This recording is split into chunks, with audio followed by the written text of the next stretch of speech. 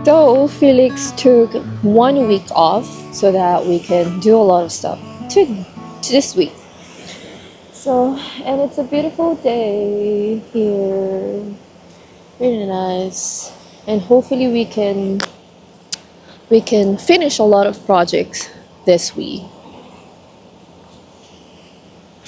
How do you feel? Tired. We are going to camp as well, so exciting. Hopefully we can see dolphins or what do you call that? A whale.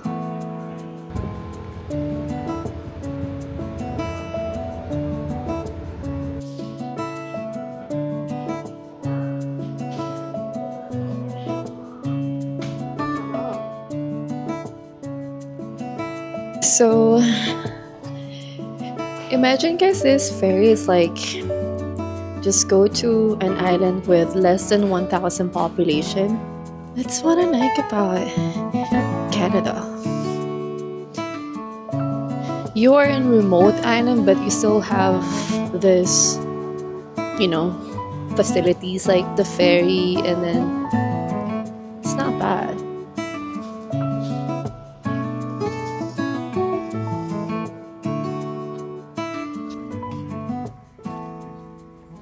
One. This one.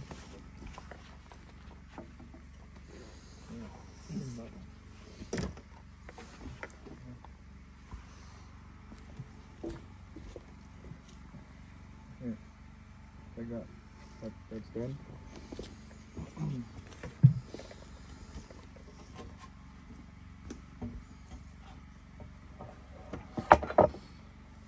That's the last one.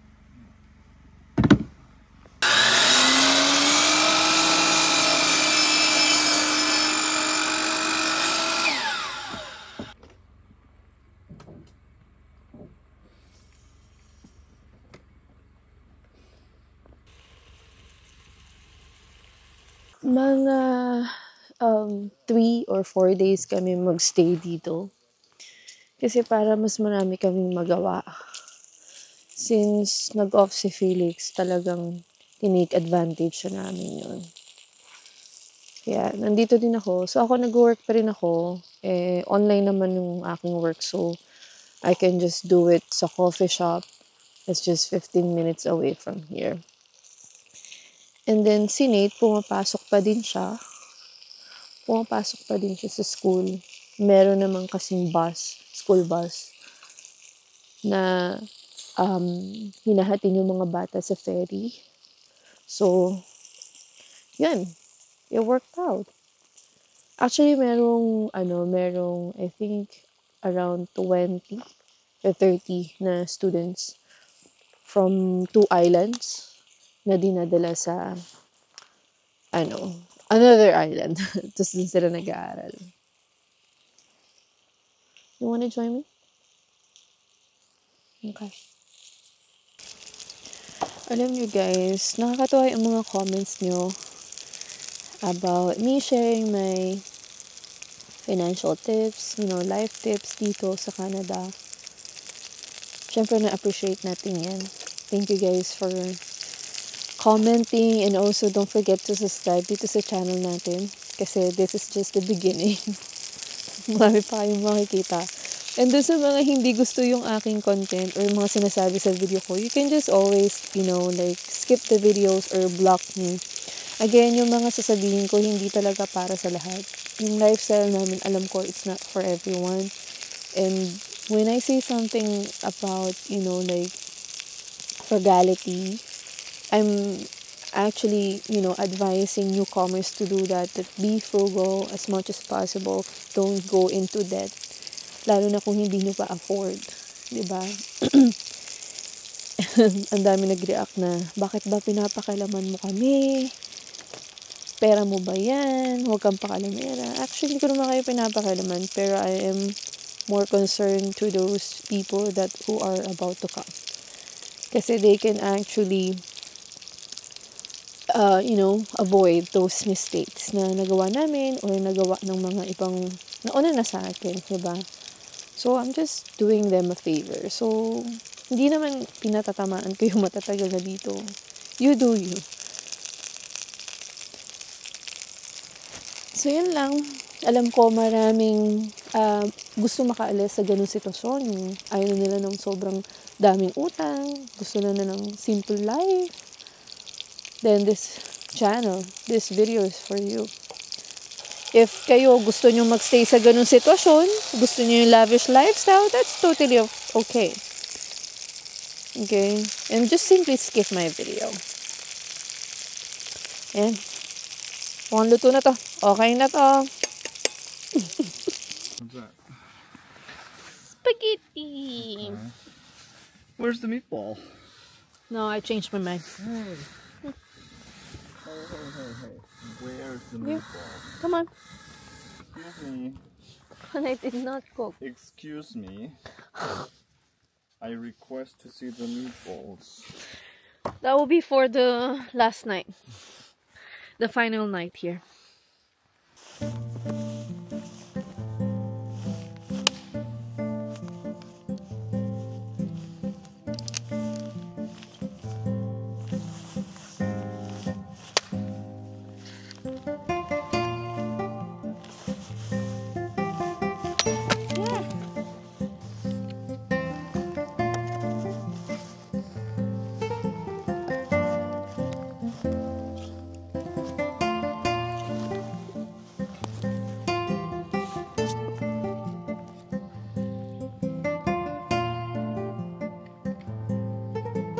Tsaka guys, naka-receive din ako ng maraming messages sa inyo na saan kami nakakuha, and then marami ding interested talaga na gawin to, lalo na yung mga matatagal na sa Canada, yung gusto mag-retire sa Canada at hindi sa Pilipinas. Gusto nila yung ganito, yung tahimik, may bakasyonan sila. So, posible talaga siyang magawa.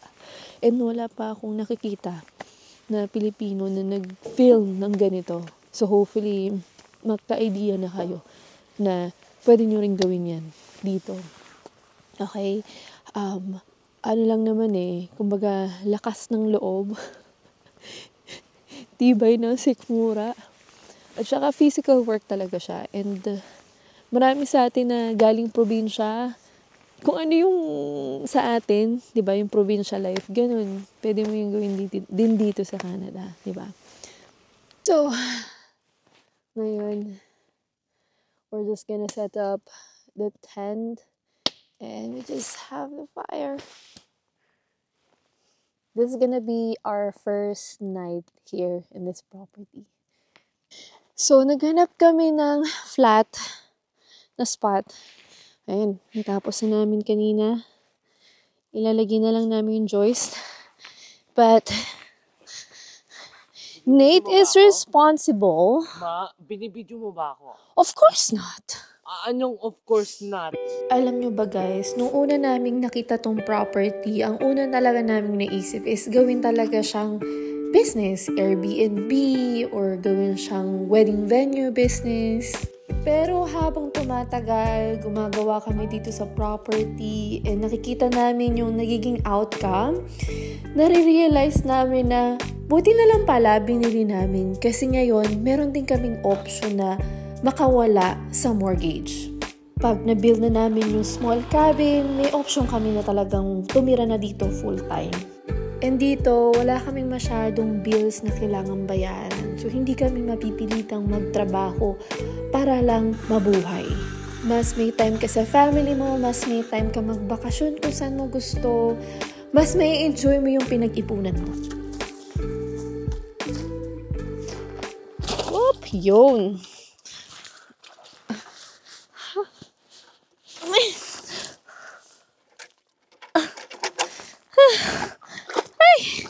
Ayan! Ugasan lang natin yung ating pinaglutuan.